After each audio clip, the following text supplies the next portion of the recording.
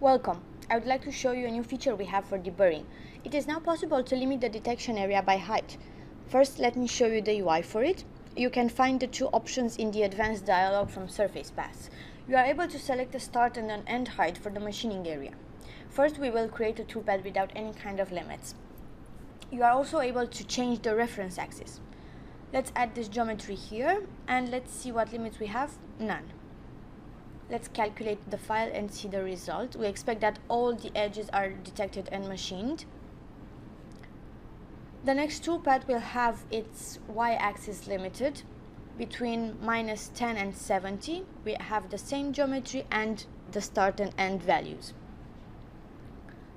We expect for this toolpath to have only 3 edges detected, and that is what we have in the UI.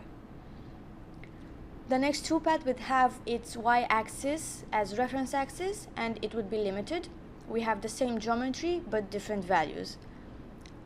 As we calculate this file, we see that only between the limits we have deburred the edges. Thank you very much for your attention.